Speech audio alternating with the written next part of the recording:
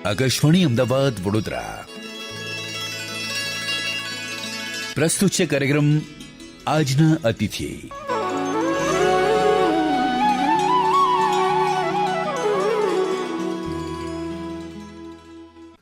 શ્રોતા મિત્રો નમસ્કાર. મિત્રો, આપનું સ્વાગત છે આજના આપણા કાર્યક્રમમાં. આપણા મહેમાનનું, આપણા અતિથિનું પણ સ્વાગત કરીએ.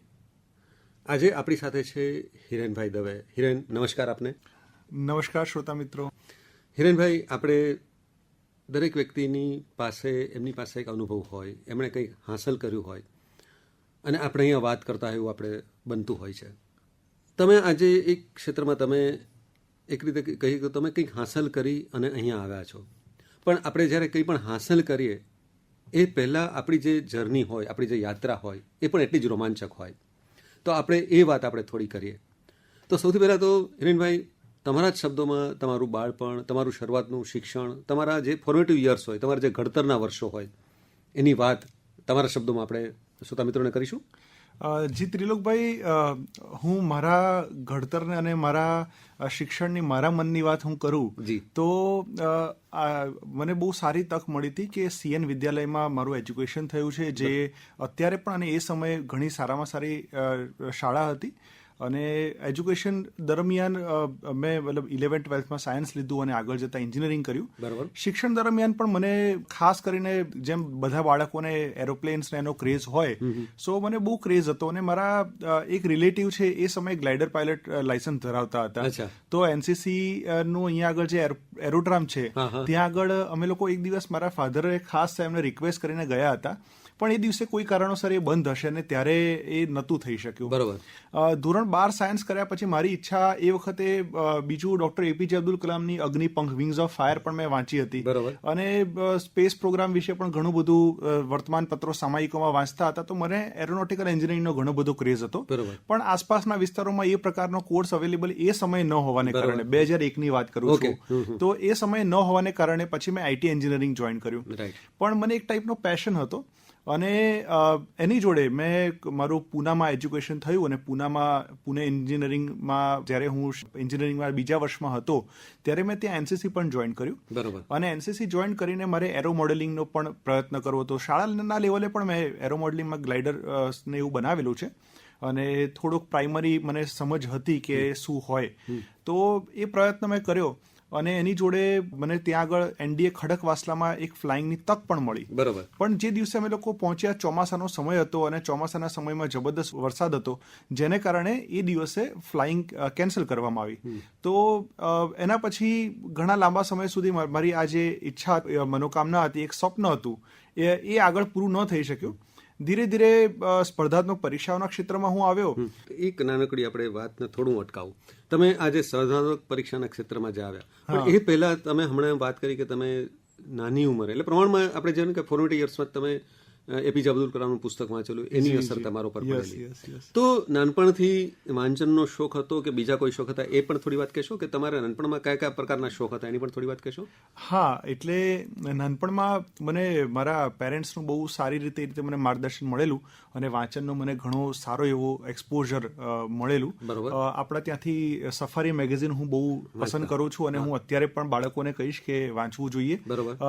એ સિવાય ઘણા બધા અલગ અલગ પુસ્તકો છે, તો એ ગુજરાતીમાં અથવા તો અંગ્રેજીમાં ઘણી બધી આત્મકથાઓ એ નાનપણથી મેં સારા પ્રમાણમાં વાંચી હતી. એને કારણે એક પ્રકારનું એમ કહી શકાય કે તમારું જે વિચારનું વર્તુળ હોય ઘણું મોટું થઈ જાય, વ્યાપ એનો વધી જાય. તો એ મને લાભ મળ્યો હતો. બાકી મને થોડો ઘણો સ્વિમિંગનો પણ શોખ હતો. સો એ મારા મુખ્ય શોખ બાળપણના સમયમાં રહ્યા હતા. અને એ સિવાય ફરવાનો શોખ, અલગ અલગ વિસ્તારોને એક્સપ્લોર કરવાનો શોખ, એ મારો ઘણો, મતલબ ટ્રેકિંગનો શોખ મને ખરો. બરોબર. હિરેનભાઈ, ફરીવાર આપનું અને શ્રોતા મિત્રોનું સ્વાગત આજના આપણા કાર્યક્રમમાં. આપણે વાત કરી રહ્યા હતા તમારા ફોર્મેટિવ યર્સની, કે તમે કઈ રીતે તમારું ઘડતર થયું એની વાત કરી, વાંચનનો શોખ હતો એની આપણે વાત કરી. એક બીજું વાત, આપણે તમે કહ્યું કે તમે એક એન્જિનિયરિંગ કરવા માટે ગુજરાતની બહાર ગયા, પુણેમાં ગયા, એન્જિનિયરિંગ ત્યાં કર્યું તમે. હવે ગુજરાતનું શિક્ષણનું વાતાવરણ અને ત્યાંનું એક અલગ વાતાવરણ, કોલેજનું વાતાવરણ પણ અલગ હોય. તો ત્યાંના કોઈ એવા પ્રસંગો કે જેને તમારું ઘડતર કર્યું, એવા કોઈ પ્રસંગો ખરા? આપણે ભણતરની જ વાત આપણે અત્યારે કરીએ, કે એવા કોઈ પ્રસંગો ખરા તમારા? જી ત્રિલોકભાઈ, પૂનાનું જે એજ્યુકેશન છે એન્જિનિયરિંગના ક્ષેત્રમાં એ ઘણું સારું હતું. મહારાષ્ટ્રની અંદર શિક્ષણ વ્યવસ્થા અને એનું જે સ્તર છે એ ઘણું સારું હતું. એટલે ચોક્કસપણે કોલેજના જે અનુભવો છે એનો મારી ઉપર ઘણો સારો એવો પ્રભાવ રહ્યો. અમારા ઘણા સારા એવા ટીચર્સ હતા, સો એનો ઇન્ફ્લુઅન્સ રહ્યો. એ સમયે સૌથી પહેલી વખત મારી કોલેજનું એક એવોર્ડ હું લઈને આવેલો, અને નેશનલ લેવલની ટેકનિકલ પેપર પ્રેઝન્ટેશન કોમ્પિટિશન હતી, અને કોપરગાંવ એટલે અમારા પૂનાથી ખાસું દૂર, તો એ વખતે ત્યાં જવાનું થયેલું. અને એ નેશનલ લેવલની ટેકનિકલ પેપર પ્રેઝન્ટની કોમ્પિટિશનની અંદર આખા ભારતની અંદર ત્રીજું પ્રાઇઝ મને એ વખતે મળ્યું હતું. એટલે એ એક, અને એ સમયે અમારી કોલેજની વેબસાઇટ્સ ને બધે એને ઘણું આપવામાં આવેલું, એનું ઘણું વેઇટેજ પણ આપવામાં આવ્યું હતું. એટલે એ પ્રસંગ બહુ યાદગાર મારા માટે રહ્યો હતો. અને એના પછી ધીરે ધીરે વાંચનનો, પ્રેઝન્ટેશનનો, આઉટવર્ડ પર્સનાલિટી ડેવલપમેન્ટનો એક સારો એક્સપોઝર મને મળ્યો. એના પછી મને પબ્લિક સ્પીકિંગ એની અંદર મજા આવવા માંડી.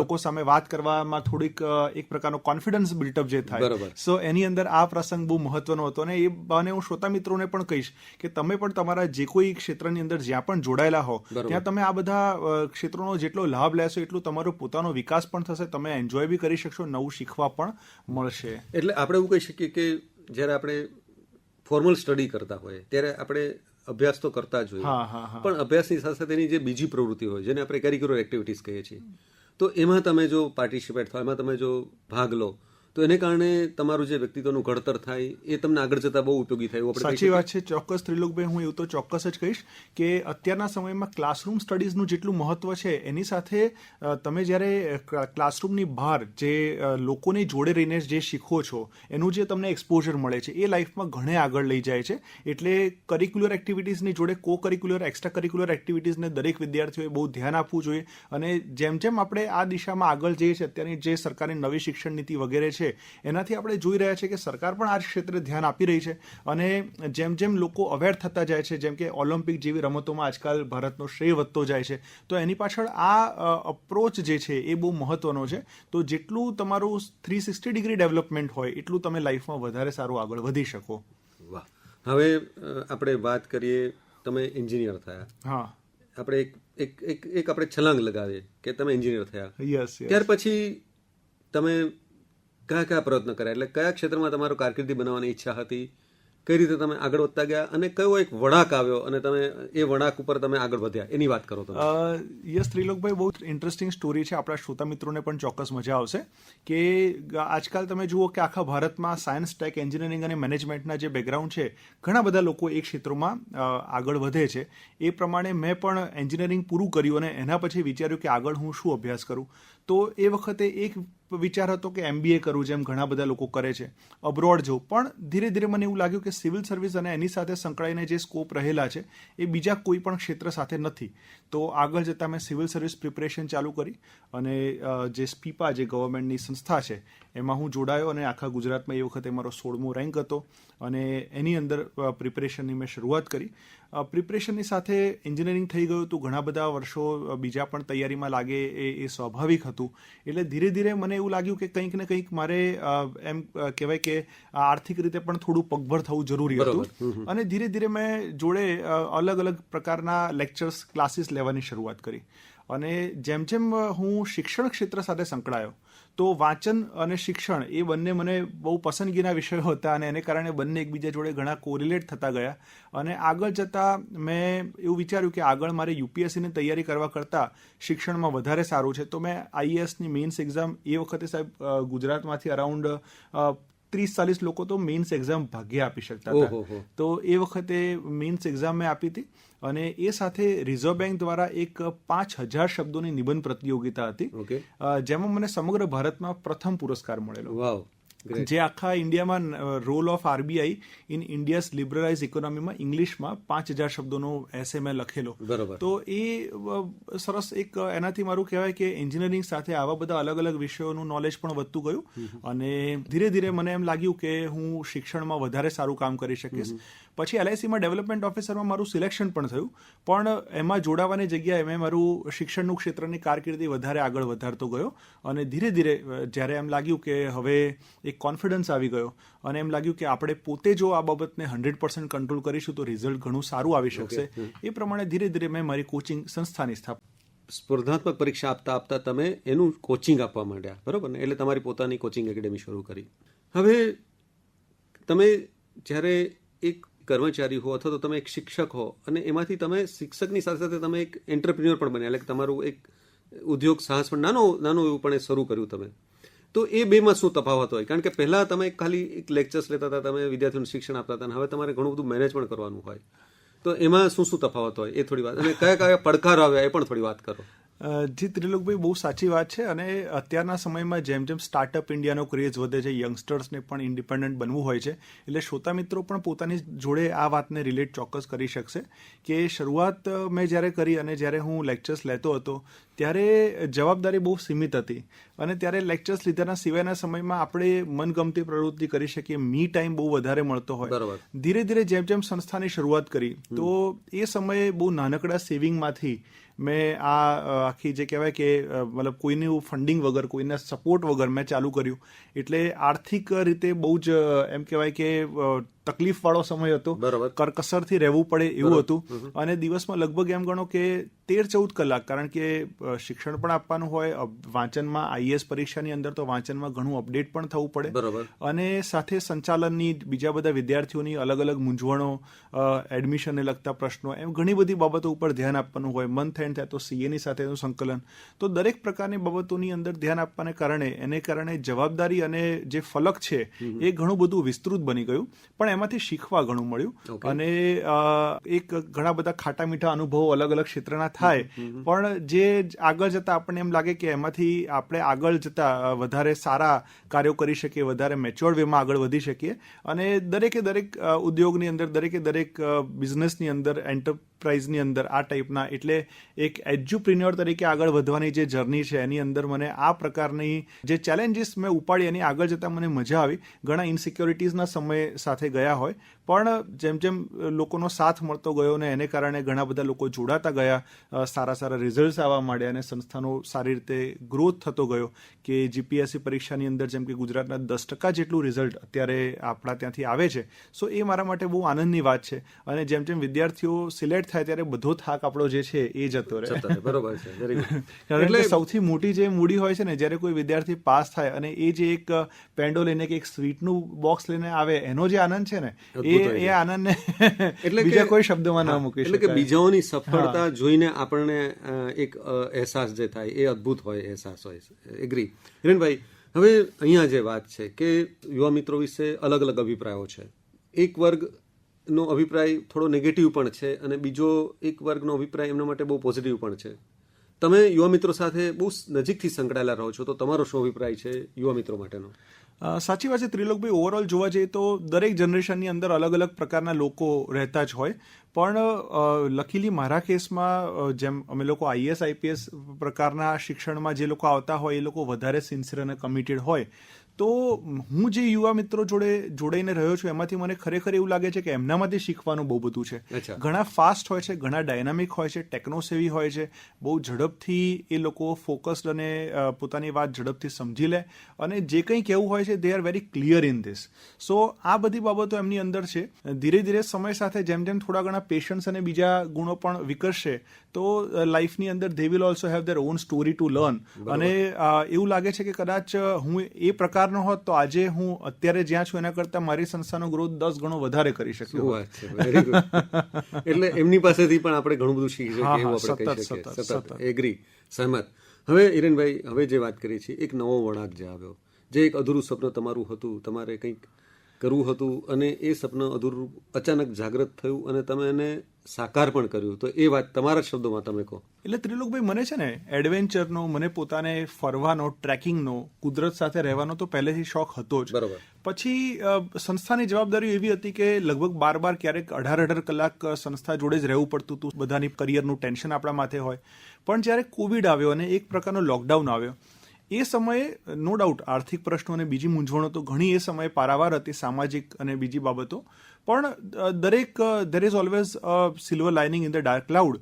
તો એ સમયે મેં એવું જોયું કે મારી પાસે ટાઈમની લક્ઝરી છે, મારી પાસે સમય પહેલી વાર એવું છે કે મને થોડો ઘણો સમય મી ટાઈમ તરીકે મળે છે અને મને ગમતા વિષયોનું વાંચવાનો એનો મને શોખ છે.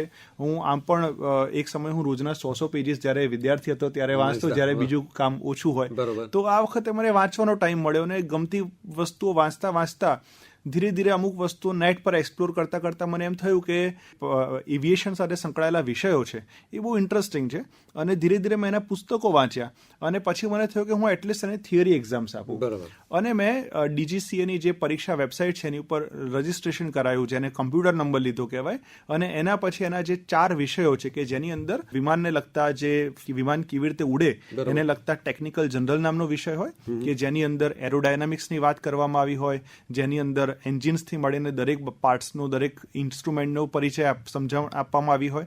ત્યાર પછી એર નેવિગેશન છે, એર મેટ્રિયોલોજી એટલે કે હવામાનશાસ્ત્ર, અને એર રેગ્યુલેશન કે ઉડાનના ક્ષેત્રના તમામ કાયદાઓ, આંતરરાષ્ટ્રીય, રાષ્ટ્રીય નિયમો, આ તમામની વાત જે છે એ એની અંદર કરવામાં આવે. તો આ 4 વિષયો અને જે પ્લેન તમારે ફ્લાય કરવું છે એને લગતું એક પેપર હોય જેને કહેવાય ટેકનિકલ સ્પેસિફિક. તો મતલબ શ્રોતા મિત્રો બહુ સારી રીતે કદાચ દિલ ધડકને દો મૂવી જોયું હોય તો રણબીર સિંહ જે વિમાન ફ્લાય કરે છે સેસના 172, તો એ બહુ સારું વિમાન છે, માટે મને પસંદગીનું વિમાન હતું, માટે મેં એનું એક પેપર આપ્યું. સો આ સાથેના બધા પેપર્સ ધીરે ધીરે હું આપતો ગયો અને બધી જ પરીક્ષાઓ પાસ થયો. એટલે અને કોઈ પણ જાતના કોચિંગ, કોઈ પણ જાતના ગાઈડન્સ એના વગર મેં ખાલી સ્વપ્રયત્ન ઉપર એક હોબીથી વાંચતા એક્ઝામ્સ આપી. હવે સર એમાં એવું છે કે આ એક્ઝામ્સ આપ્યા પછી એનો ક્લિયર ટાઈમ છે કે અમુક પેપર્સ 2 વર્ષ, અમુક 1 વર્ષ ને અમુક 5 વર્ષમાં એક્સપાયર થઈ જાય. એટલે એટલા વર્ષમાં જો તમારું લાયસન્સનું તમામ ક્લિયર ન કર્યું હોય તો તમે ન કરી શકો. અને એના પછી ભારતમાં ઘણી બધી FTOs છે, જે ફ્લાઇટ ટ્રેનિંગ ઓર્ગેનાઇઝેશન છે, એમાંથી પસંદગીની સંસ્થામાં જોડાઈ શકાય. સો મેં SPLનો ઇન્ટરવ્યૂ આપ્યો, જે ક્લિયર થયો અને ફ્લાઇંગની શરૂઆત કરી. તો જ્યારે આમ ફર્સ્ટ ટાઈમ આપણે પ્લેનમાં ફ્લાય કરીએ અને આપણે આપણા કંટ્રોલ્સને જે ફીલ કરીએ તો એ કોઈ પણ કમર્શિયલ ફ્લાઇટની ફિલિંગ કરતાં બહુ જ અલગ પ્રકારની અદ્ભુત ફિલિંગ છે, જેને અમારી ભાષામાં એરએક્સ કહેવાય, એર એક્સપિરિયન્સ, ફર્સ્ટ ફ્લાઇટ. સો એ બહુ જબરદસ્ત ફિલિંગ છે.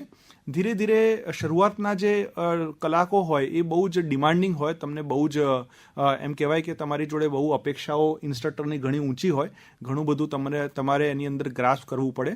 અને એના પછી બીકોઝ કે એરક્રાફ્ટ હેન્ડલ કરવાથી માંડીને એન્જિન ફેલ્યોરથી માંડીને દરેક પરિસ્થિતિને હેન્ડલ કરવાની ક્ષમતા તમારે વિકસાવવી પડે.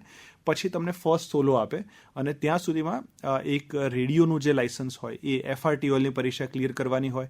અને એના પછી આગળ જતાં આખો જે ફ્લાઇંગની ઘણા બધા અલગ અલગ કોર્સિસ છે, અલગ અલગ ટોપિક્સ છે, સો એ કમ્પ્લીટ કરવાનું. અને જોડે આંતરરાષ્ટ્રીય કક્ષાનું ઇંગ્લિશની પરીક્ષા હોય છે જેને કહેવાય છે ઇંગ્લિશ લેંગ્વેજ પ્રોફિશિયન્સી, ELP. તો આ પ્રકારની રિક્વાયરમેન્ટ્સ પાસ કરવાની હોય.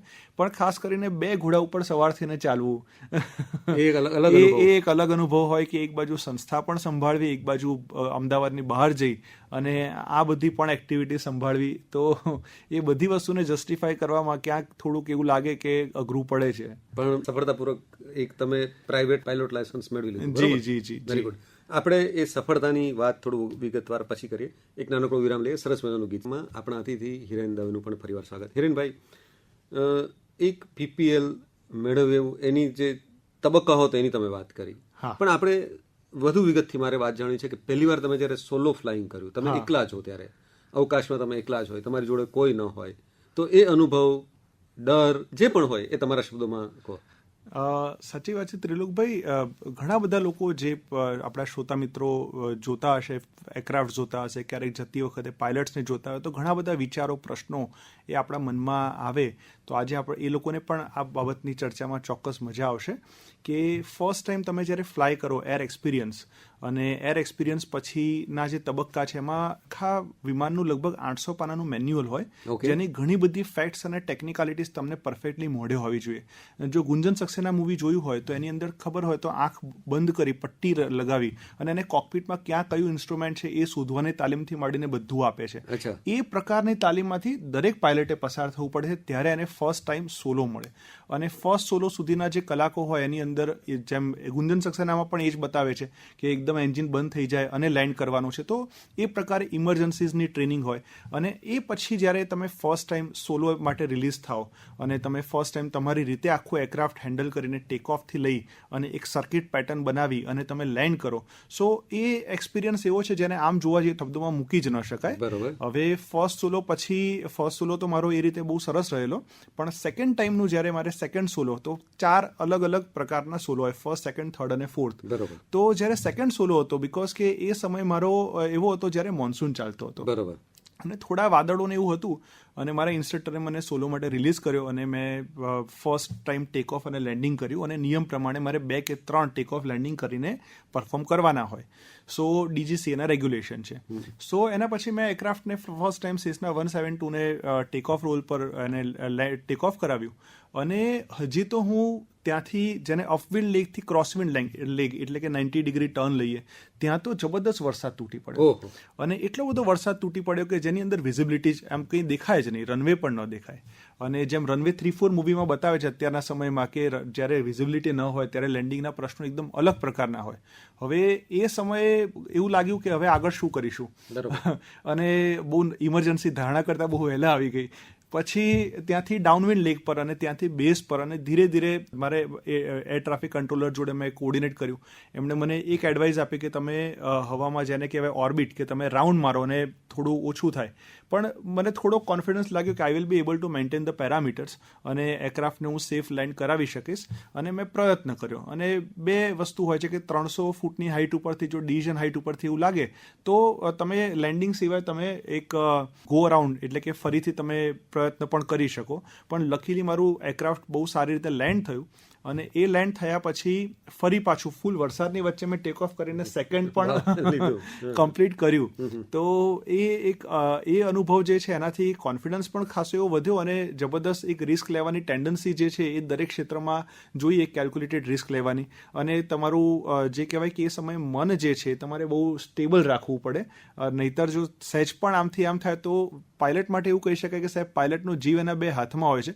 કંટ્રોલ કોલમ થોડી પણ ધારણા કરતાં વધારે ઓછી હલી ગઈ તો એનું જે જીવન છે એ જતું રહે છે. વિમાન તો જાય જ છે, જીવન પણ જતું રહે છે. હવે આ જે આપણે દાખલા તરીકે અમે કોઈ અગાસીમાં કે ગેલેરીમાં ઊભા હોઈએ અને અમે આપણે વરસતો વરસાદ જોતા હોઈએ, પણ વિમાનમાં હો, તમે એકલા હો ને વરસાદ હોય તો તમે વરસાદને માણો કે તમારું ધ્યાન તમારા ફ્લાઇંગ ની આપણે જે ફોર્માલિટીઝ હોય એની ઉપર હોય? ત્રિલોકભાઈ, આની અંદર બહુ સરસ પ્રશ્ન છે તમારો કે જે પાયલટ તરીકે આપણે જ્યારે ફ્લાય કરતા હોઈએ તો ફ્લાયની અંદર જેને કહેવાય વિઝ્યુઅલ ફ્લાઇંગ રૂલ, એટલે એમાં અમારે બહાર એરક્રાફ્ટનું જે એટીટ્યુડ હોય એ પણ જોવાનું હોય. એટલે એક સ્કેન પેટર્ન હોય, attitude, air speed, attitude, altitude અને એટીટ્યુડ ડાયરેક્શન. આ 4 પેટર્ન્સ ઉપર હંમેશા ધ્યાન આપવાનું હોય. એટલે 50% અમારું જે ફ્લાઇંગ હોય એ બહાર જોઈને કરવાનું થતું હોય મિનિમમ. એટલે એ સંજોગોમાં આપણે આસપાસ જોતા હોઈએ. બીજું નેવિગેટ કરવાનું હોય. નેવિગેટ કરવાનું એટલે અમે લોકો મેપ જોઈને નીકળ્યા. માનો કે મારે અમદાવાદથી રાજકોટ જવું છે કે બરોડાથી રાજકોટ જવું છે. સો અહીંયા અમદાવાદથી એરક્રાફ્ટથી કયા ચેક પોઈન્ટ આવશે, શું આવશે, એટલે સતત મારે નીચે જોવું પડે કે જો અહીંયા આગળથી 10 નોટિકલ માઇલ છે ને મારા વિમાનને 3 મિનિટ લાગશે તો 3 મિનિટમાં એ ચેક પોઈન્ટ આવ્યું કે હું હવા કે કોઈ બી કારણથી ડેવિએટ થઈ ગયો. એટલે સતત તમારે બહાર જોવાનું તો આવે જ. અને બહાર જોઈએ એટલે રળિયાળના દ્રશ્યો આપણી જોડે જે પડે, ઘણીવાર એવું લાગે કે ક્લિક કરવાનું મન થઈ જાય એવા સરસ પણ તમે ક્લિક ના કરી શકો. હા, એટલે ક્લિક ઘણા કેસમાં ન કરી શકે. ક્યારેક સમય મળે, ક્યારેક કો પાયલટ જોડે હોય તો એવા સમયે કરી પણ શકાય. બીકોઝ અમુક ટોપિક એવા હોય જે ડ્યુઅલ ફ્લાઇંગ પણ કરવાનું હોય. સો એવા સંજોગોમાં કરી પણ શકાય. એટલે ઓવરઓલ ફ્લાઇંગમાં 3 બાબતો છે: એવિએટ, નેવિગેટ અને કમ્યુનિકેટ. જો તમે આ 3 બાબતોને સંભાળી શકો, વિમાન ઉડાડવું, નેવિગેશનનું જે કંઈ છે એના લોગ્સને પ્રિપેર કરતા જઈને ચેક કરતા રહેવું, અને કમ્યુનિકેટ તમારે જે તે રડાર્સ છે, જે તે ટાવર્સ છે, અને તમારી ઇન્ફોર્મેશન પાસ ઓન કરતા રહેવું. આ 3ની જોડે તમારી પાસે પૂરતો સમય પણ રહેતો હોય છે. અને એની જોડે તમે થોડુંક જે કહેવાય કે નેચર એન્જોય કરવું અથવા તો ઇવન ક્યારેક ફોટોગ્રાફી કરવી એ પણ આપણે કરી શકાતું હોય છે. સિવાય કે જ્યાં પ્રોહિબિટેડ અને રિસ્ટ્રિક્ટેડ એરિયા હોય તો એવા વિસ્તારોની ફોટોગ્રાફી સરકારશ્રી દ્વારા પ્રતિબંધિત હોય એ સિવાયના વિસ્તારોમાં આપણે ફોટોગ્રાફી કરી શકીએ. બરોબર. તો આ એક અલગ અનુભવ તમે હવે એ જે તમે અવકાશમાં હો અને તમે જ અનુભવ કરતા હોય એ પૂરેપૂરો તો અમે લોકો એમાં સામેલ ન થઈ શકીએ, પણ તો પણ તમે અમને થોડા એના નજીક લાવી દીધા. હિરેનભાઈ, આપણે કંઈ પણ વસ્તુ નવી કરીએ તો એનાથી આપણને આપણું પણ ઘડતર થતું હોય.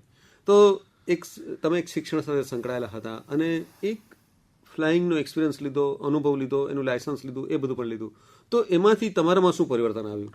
બહુ સરસ સવાલ છે સર તમારો. વર્ષો પછી એવું બન્યું કે જ્યારે હું પોતે એક વિદ્યાર્થીની તે જેમ નવા વિષયો વાંચવા માટે બેઠો, બરોબર, અને જ્યારે નવા વિષયો વાંચવા માટે જ્યારે મેં શરૂઆત કરી તો એક સમય તો મને પોતાને એમ લાગ્યું કે હું આ વસ્તુ નહીં કરી શકું, બીકોઝ કે ઘણી બધી બીજી બાબતો પણ હોય અને આટલી બધી વાંચવાની, નવા વિષયો શીખવાની, આપણે અમુક સમય પછી આપણી પસંદગીના જ બાબતોનો અભ્યાસ કરતા હોઈએ તો એ છૂટી જાય. બીજી વસ્તુ કે ઘણા બધા ત્યાં વિદ્યાર્થીઓ આવતા હોય તો આપણા કરતાં અડધી ઉંમરના યંગસ્ટર્સ પણ ત્યાં બીકોઝ ધોરણ 12 કરીને લોકો CPL કરવા આવતા હોય, સો ઘણી વખત એવું પણ બને કે એ લોકોમાંથી, જેમ મેં તમને કીધું કે આજની યુવા પેઢીમાંથી ઘણું શીખવા જેવું છે, એ લોકો અમુક વસ્તુમાં ફૂલ ડે ત્યાં હોવાને કારણે ઘણું ફાસ્ટ અમુક વસ્તુ કરી શકતા હોય, આપણે ગેપ્સ ને બધું લેવું પડતું હોય, તો એ બધી જે એક્ટિવિટીઝ છે એનાથી તમારું લર્નિંગ, ગ્રાસ્પિંગની જે સ્કિલ્સ છે, તમને એવું લાગે કે you are becoming more younger also, એટલે એ તમને શીખવા મળે, તમને એક એડવેન્ચર, અને એને કારણે તમારી પર્સનાલિટી ડેવલપમેન્ટ પણ થાય, અને એનાથી એક પ્રકારનું તમે જે કહેવાય કે એક સેટિસ્ફેક્શન આપણને મળે. બહુ સરસ. આપણે એવું કરીએ હિરેનભાઈ, ફરી પાછો એક નાનો, અને હિરેનભાઈ આપનું પણ સ્વાગત. હિરેનભાઈ, એક વસ્તુ આપણે જે શ્રોતા મિત્રોને, ખાસ કરીને યુવા મિત્રોને આપણે જે કહેવાની છે, યુવા મિત્રો પાસે પણ સ્વપ્નાઓ હોય, પણ ઘણીવાર આપણે ઘણીવાર પહેલા પ્રયત્ન આપણે લઈએ અને પછી આપણે એમ થાય કે આપણે પહેલા પ્રયત્નમાં નિષ્ફળ જઈએ અને આપણને એમ થાય કે આપણે નહીં થઈ શકે અને આપણે મૂકી દઈએ, કારણ કે કોઈ પણ UPSCની કે GPSCની કોઈ પણ એક્ઝામ, એમાં તમારે થોડો લાંબો સમય આપવો પડે. તો આપણે અત્યારે કોમ્પિટિટિવ એક્ઝામ્સની જ વાત કરીએ, તો તમે એક સફળ શિક્ષક તરીકે યુવા મિત્રોને એવી 2-3-4 ટિપ્સ આપો કે જે એમને સફળતા મેળવવામાં મદદરૂપ થઈ શકે. જી, એટલે સ્પર્ધાત્મક પરીક્ષાઓ કે બીજા કોઈ પણ ક્ષેત્રમાં જે લોકોનું કોઈક સ્વપ્ન છે, તો સૌથી પહેલું તો હંમેશા જેમ આપણા ત્યાં કહેવાય છે કે નિશાન ચૂક માફ, નહીં માફ નીચું નિશાન, તો સૌથી પહેલી વસ્તુ તો એ છે કે આઈ વિલ સે કે તમારું જે સ્વપ્ન જે છે એ તમારું ઘણું ઊંચું હોવું જોઈએ. એવું સ્વપ્ન તમે જુઓ જ નહીં કે જે સ્વપ્ન તમને લાગે કે તમે સહેલાઈથી પૂરું કરી શકશો. તમારું સપનું એવું મોટું હોવું જોઈએ કે જે તમને રાતે ઊંઘવા ન દે, અથવા તો તમારા માટે એમ કહેવાય કે વહેલી સવારે 4 વાગ્યાના ટકોરે તમને જગાડી દે. તો એવું જે સપનું હોય એ તમારે હંમેશા જોવું જોઈએ. બીજી વસ્તુ કે સ્વપ્ન જોવાથી આપણું કામ પૂરું નથી થતું, એના માટે સતત તમારે ઘણો બધો પરિશ્રમ કરવો જોઈએ. અને અત્યારના સમયની અંદર તમે જુઓ કે ઘણા બધા ઇમર્જિંગ ક્ષેત્રોની અંદર બહુ બધી પોસિબિલિટીઝ છે જે કદાચ પહેલાના સમયમાં ક્યારેય ન હતી. તો અત્યારના ઇમર્જિંગ ક્ષેત્રોની અંદર તમે જો સ્ટાર્ટઅપ્સના લોકો કેટલા ઓછા સમયમાં કેટલી બધી સફળતાઓ મેળવે છે, તો અત્યારના સમયમાં જે કોઈ લોકો તમને જે લાગે છે એવા કોઈને તમે રોલ મોડલ તરીકે જુઓ. જો તમે બિઝનેસના ક્ષેત્રમાં જોવા જતા હો તો હમણાંના સમયમાં જે કોઈ એવા ફાઉન્ડર્સ હોય એ લોકોનું તમે બાયોગ્રાફીઝ વાંચો યુટ્યુબ પર, કે એમાં એ લોકોની ઘણા સારા વિડીયોઝ ને એના મોટિવેશનલ સ્ટોરીઝ ને બધું મળે, તો એ જુઓ. જ્યાંથી તમારી જ્યારે, કારણ કે દરેક સફળતામાં ઘણા પડકારો આવશે, ઘણી નિષ્ફળતાઓ છુપાયેલી હશે, તો 100 નિષ્ફળ પગથિયા પછી એક સફળતાનું પગથિયું આવે, તો ત્યાં સુધીના સમયની અંદર તમને એનાથી સતત મોટિવેશન સતત મળતું રહેશે. તો બ્રોડ રીડિંગ હંમેશા, you need to have ability to learn, સતત રીસ્કિલિંગ કરતા જાઓ, તમારી અપસ્કિલિંગ કરતા જાઓ, એ તમારા માટે સતત એ છે. અને there are 3 eternal fountains of learning, કે reading much, seeing much and you can say travelling much. તો લોકો જોડે જેટલા સંપર્કમાં આવશો, જેટલું એમાંથી શીખશો એકબીજામાંથી, એટલું તમને તમારું એક બ્રોડ સ્પેક્ટ્રમ બનશે. અને સફળતા મળ્યા પછી બીજી વસ્તુ એ છે કે સફળતા પચાવી એ પણ એટલી જ મહત્વની છે. એ પણ એટલી જ મહત્વની હોય છે. તો એને તમે સારી રીતે અને નમ્રતાપૂર્વક તમે ડાયજેસ્ટ કરી શકો. સો એ બાબતો જીવનમાં દરેક ક્ષેત્રમાં કામમાં આવે. જે લોકો સ્પર્ધાત્મક પરીક્ષાની તૈયારી કરે છે, તો અત્યારે છેલ્લા થોડા સમયની અંદર જે ઘણા બધા વિદ્યાર્થીઓ પાસ આઉટ થયા છે, એ લોકોના સંપર્કમાં રહી અને એ લોકોના જે પ્રયત્નો છે, સો એ આપણે જ્યારે જોઈએ તો એનાથી ઘણો બધો આપણને આઈડિયા મળે કે કેવી રીતે થઈ શકે, ને જો આ લોકો કરી શકે તો આપણે પણ કરી શકીએ. સો બેઝિકલી આ સફળતાની બાબતો હોય છે, પણ it is, you can say 99% hard work and rest 1% is the luck. આ પાયો છે એવું આપણે કહી શકીએ. હિરેનભાઈ, એક અંતિમ વાત, શીખવા માટે કોઈ ઉંમર હોય ખરી? શીખવા માટે તો કોઈ ઉંમર ન હોય. જીવનના ભગતસિંહ વિશે હું તમને ખાસ આમાં એક વાત મને યાદ આવી તમારા આ પ્રશ્ન ઉપર, કે સાહેબ ભગતસિંહ જ્યારે જેલમાં હતા અને એમને ફાંસીની સજા આપવામાં આવી હતી, ભગતસિંહના જેલના સમયની અંદર એ એટલા બધા વોરેશિયસ રીડર હતા કે જેલનો સ્ટાફ એમની પુસ્તકોની ડિમાન્ડ પૂરી નથી કરી શકતો. શું વાત છે. અને જે દિવસે એમને ફાંસીની સજા આપવામાં આવી હતી અને ફાંસીનો દિવસ નિર્ધારિત કરવામાં આવ્યો તો એના આગલા દિવસે એમણે એક નવું પુસ્તક લીધેલું અને એ વાંચતા હતા. અને જ્યારે એમને ફાંસી માટે બોલાવવામાં આવ્યા ત્યારે એમણે એક રિક્વેસ્ટ કરી કે મારે છેલ્લા આખું પુસ્તક વંચાઈ ગયું, છેલ્લા 2 પાના બાકી છે. શું વાત. બરાબર છે. સો એટલું હું 2 પાના વાંચી શકું. તો તમે ઓવરઓલ જોવા જાઓ તો આવા અનેક દાખલાઓ આપણી સામે મળે અને શીખવા માટે શીખવા અને અત્યારના સમયમાં તો આપણે નસીબદાર છીએ કે પુસ્તક સિવાય પણ શીખવાના ઘણા બધા સ્ત્રોતો અત્યારે ઉપલબ્ધ છે. તો જેટલો લાભ આપણે ઉઠાવીએ એટલો ઓછો છે. તો શીખવા માટે સતત લોકોએ શીખવું જોઈએ. હજી હું અત્યારે નથી કહેવા માંગતો પણ હજી ઘણી બધી એવી બાબતો છે કે જે મને એમ લાગે છે કે મારે આ શીખવી છે અને મારે એ વસ્તુ કરવા માટે થોડોક સમય મળે તો મારે એ પણ કરવી છે. સો જેટલું તમે શીખશો એટલું લાઈફને એન્જોય બી કરશો. બરોબર છે. તો એક બહુ સરસ વાત, તમે એક જીવનને માણવાની ફિલોસોફી પણ ઇનડાયરેક્ટ વેમાં તરત તમે અમારા શ્રોતા મિત્રો સાથે વહેંચી દીધી આપણે કહી શકીએ. જી હિરેનભાઈ, તમારું આગળનું જે પણ સ્વપ્ન હોય એ કદાચ અત્યારે આપણે વ્યક્ત ન કરતા હોય પણ તમારું આગળનું જે પણ સ્વપ્ન હોય એ તમે સાકાર કરી શકો એવી શુભેચ્છા સાથે આપણે અહીંયા અટકીએ. Thank you. અને આપની વાતો ખરેખર આપની જે જર્નીની વાત એ ખૂબ જ પ્રેરણાદાયી રહી. આપને ખૂબ ખૂબ શુભેચ્છા. આપનો ખૂબ ખૂબ આભાર. Thank you very much. Thank you Trilokbhai and all the best. My best wishes to all the listeners. તમામ શ્રોતાજનોને મારા શુભેચ્છાઓ. Thank you.